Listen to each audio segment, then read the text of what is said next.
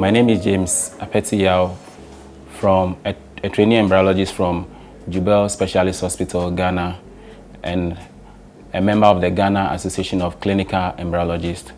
And that association was what helped me to get this great opportunity to be part of the Merck African Embryology Training program. And I'm very happy I was part of the beneficiaries. We are fortunate to have some few centers in Ghana that take care of infertility issues. But there are still challenges though.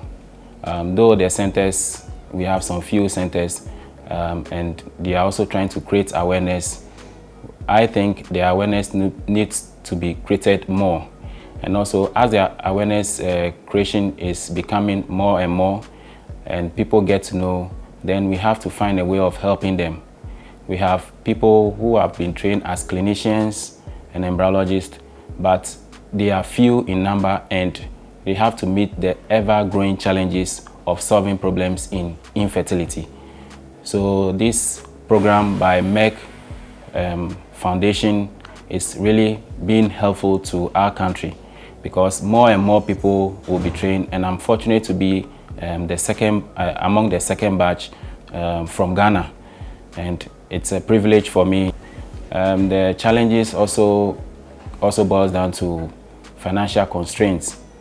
Though we have few centers that can give the help, most of the logistics, the equipment, the drugs are all imported, so making the cost of treating infertility very high, and the country is not that well to do, so most people find it difficult to afford treatment if they have problem with infertility. We also have problem of couples having a problem coming to the center because they feel they'll be stigmatized, because it's also a problem in the country. If you are infertile, you are stigmatized, and if you are a male, you are not seen as a male. If you are a female, you are not seen as a female. So it's like you even lose your gender just because you are infertile. And if you are a man and for years you've not been able to impregnate your wife, then when you are among your colleagues, when you talk, they'll pull you down because you are unable to bear a child of your own. And it's very disturbing. And because of that, some also shy away from public view because they don't have a child. And so it also brings down their ego, and always they feel inferior when they are in public. And it's a very challenging problem we are facing in the country as at now. We also have men who are not that supportive when it comes to the treatment of infertility. They leave the woman to go alone because they claim it's always the fault of the woman. To them, as they are able to produce semen, they think they are okay. Or if they are able to get erection, they think that is all that it needs to be fertile. Unknown to them that it has to do with the male gamete, that is the sperm, before you can impregnate or to fertilize an egg. All this is not known to most people. And it's also unfortunate that even people who should know also have very few idea about this problem of infertility.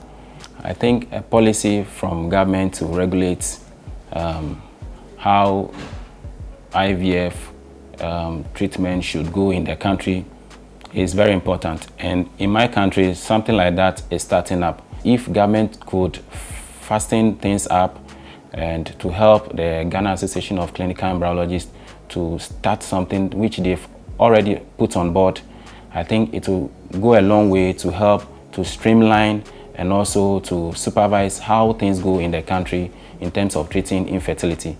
Because if this is not done, then people who are ill-trained or not qualified will continue to take undue advantage of infertile couples because they are desperate, they need help. So whoever is ready to give help, they give all their trust, all their money and everything they have into the person's hands, hoping to get a child in order to move or free or themselves from this stigmatization of being seen as not being a man or not being a woman.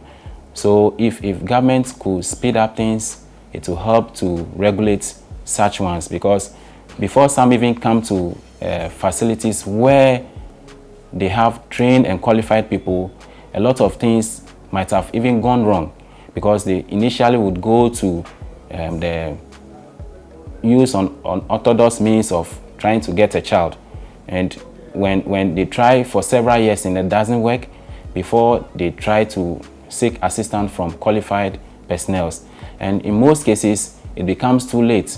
Some of the women also develop more complications, the men also develop more complications, making the treatment very difficult and the cost higher, because if a facility would have to take care of an issue at its onset, the cost will be reduced than later on, especially when you are aging. As the age goes high, the difficulty of treating becomes more, and so that means more effort would have to be put in. More effort means more drugs, more visits to the clinics, and that means more expenses to the client and also to the facility as well. Then also, one other thing I would like to talk about the problems or the challenges is because of this infertility issue, some people have their marriages on the rocks, because if the woman realizes that this is not my fault, she finds a way of moving out of the marriage. If the man to realize that this is not my fault, he also finds a way of moving out of the marriage.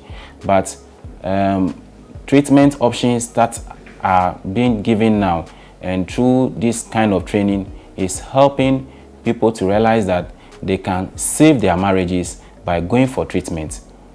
My suggestion to future aspirants is simple, this, that they should seize the opportunity, they should grab the opportunity, they should see it as a drowning man seeing a log in a river and you are drowning, and the only place you can seek help or get that help is by holding on to that log and getting saved.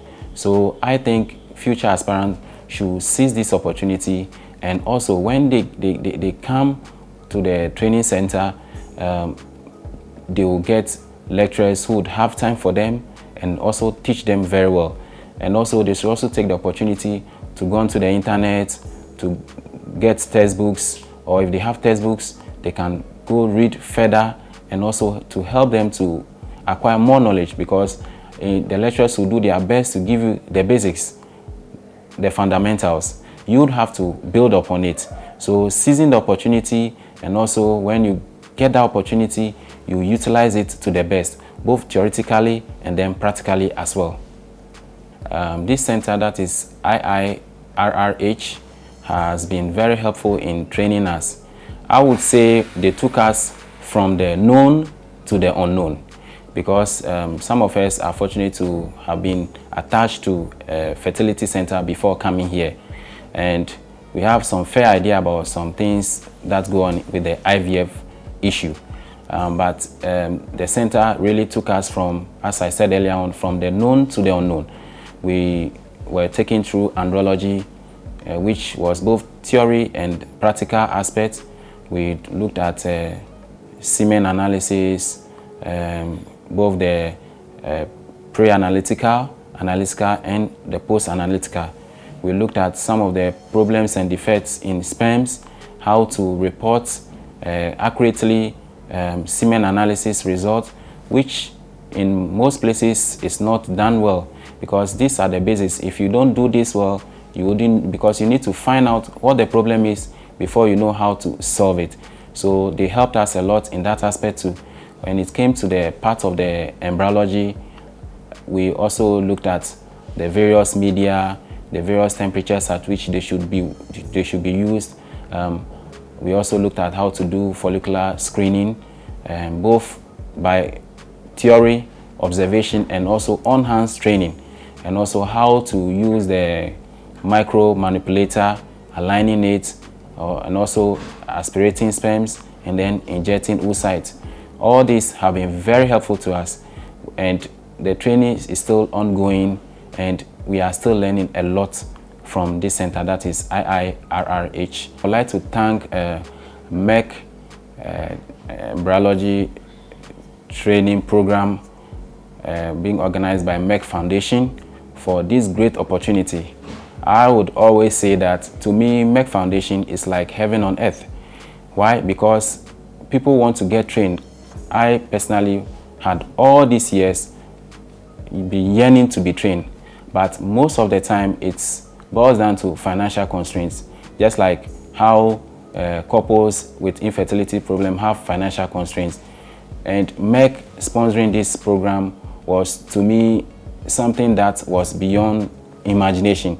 Sponsoring a flight to India here, and also payment for the tuition, and all this, I would say thank you to Merck Foundation for this great initiative that they've taken.